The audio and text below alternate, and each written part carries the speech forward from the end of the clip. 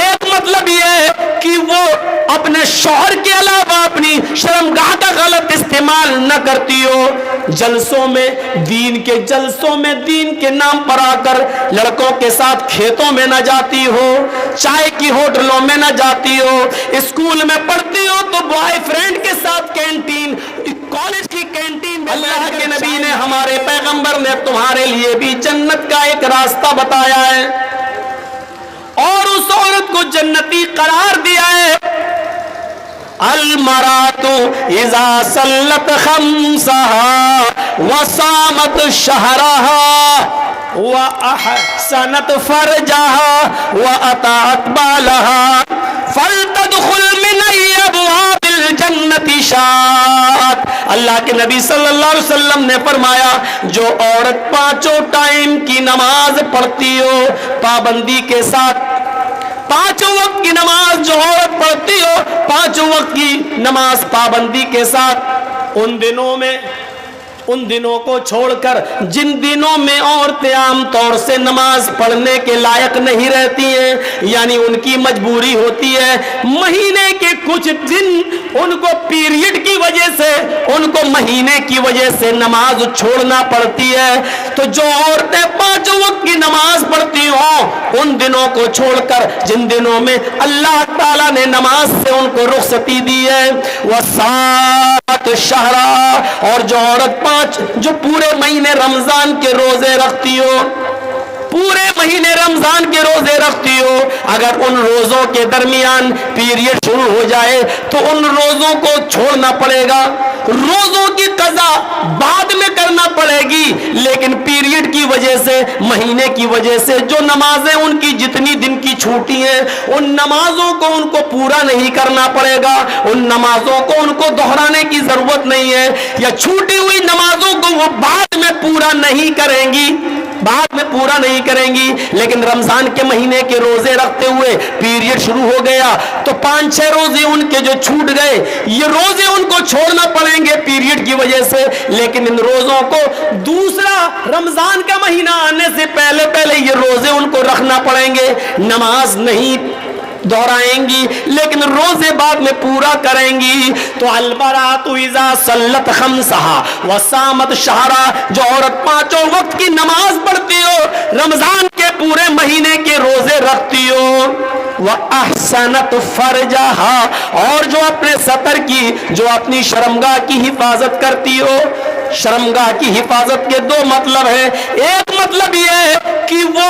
اپنے شوہر کے علاوہ اپنی شرمگاہ کا غلط استعمال نہ کرتی ہو، جلسوں میں دین کے نام پر آ کر لڑکوں کے ساتھ کھیتوں میں نہ جاتی ہو، چائے کی ہوٹلوں میں نہ جاتی ہو، اسکول میں پڑھتی ہو تو بوائے فرینڈ کے ساتھ کینٹین، کالج کی کینٹین میں بیٹھ کر چائے نہ پیتی ہو، موبائلوں پر گفتگو نہ کرتی ہو، ان سے فون کر کے بات کر کے واٹس ایپ پر اپنے کھلے ہوئے بال کے فوٹو نہ دیتی ہو، اپنی اوڑھنی اتار کر اور اپنے شارٹ کپڑوں میں اپنے فوٹو نہ دیتی ہو۔ فرمایا احسنت فرجا، جو اپنے سطر کی، اپنے شرمگاہ کی حفاظت کرتی ہو۔ دو معنی ہے، ایک تو یہ کہ وہ اپنے شوہر کے علاوہ کسی اور کے ساتھ بستر پر نہ لیٹتی ہو، اپنی شرمگاہ کا استعمال کسی غلط جگہ پر نہ کرتی ہو، اور شارٹ کٹ میں ایک اور راستہ ہے اپنی شرمگاہ کی حفاظت کا، اتنے شارٹ کپڑے نہ پہنتی ہو، اتنے ٹائٹ کپڑے نہ پہنتی ہو، اتنے بھڑکیلے لباس اور اتنے برق والے لباس، چمکنے والے لباس نہ پہنتی ہو کہ ان کے کپڑے سے، جو کپڑا پہنے ہوئے اس کپڑے سے اس کے جسم کی باڈی نظر آتی ہو، اس کے جسم کا، اس کا فگر نظر آتا ہو، اس کی کمر اور ہاتھ اور پیر سب پتہ چلتے ہو، چپکے ہوئے ہوں۔